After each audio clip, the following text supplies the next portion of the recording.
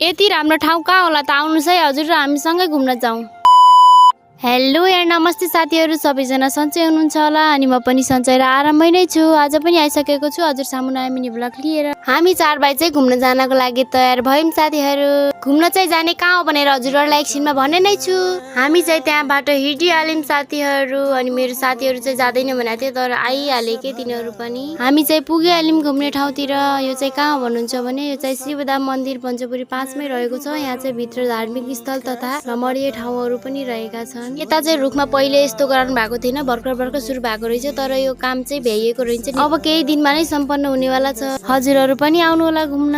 हामी चाहिँ मन्दिर तर्फको गेट भित्र पसिहाल्यौँ। यहाँ भित्र चाहिँ सबै भगवानहरूको मूर्तिहरू पनि रहेका छन्। यहाँको वातावरण चाहिँ एकदम सफा अनि स्वच्छ रहेको छ। हामी चाहिँ सबैतिर घुमेर अनि लास्टमा चाहिँ भिडियो अनि फोटोहरू क्याप्चर गर्न लागि। यो चाहिँ एकदम राम्रो ठाउँ छ, हजुरहरू पनि घुम्न आउनु होला एकचोटि। साथीहरू आजको लागि चाहिँ यति नै। अब अर्को नयाँ मिनी भ्लगमा भेटौँला। Thanks for watching, bye bye. यति राम्रो ठाउँ कहाँ होला त आउनुहोस् है हजुर र हामीसँगै घुम्न जाउँ।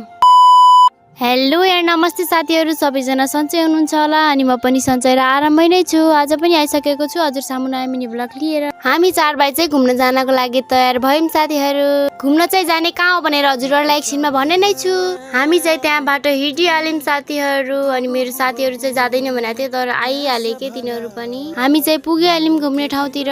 यो चाहिँ कहाँ हो भन्नुहुन्छ भने यो चाहिँ शिवधाम मन्दिर पञ्चपुरी 5 मै रहेको छ। यहाँ चाहिँ भित्र धार्मिक स्थल तथा रमणीय ठाउँहरू पनि रहेका छन्। यता चाहिँ रुखमा पहिले यस्तो गराउनु भएको थिएन, भर्खर सुरु भएको रहेछ तर यो काम चाहिँ भ्याइएको रहेछ। अब केही दिनमा नै सम्पन्न हुनेवाला छ। हजुरहरू पनि आउनु होला घुम्न।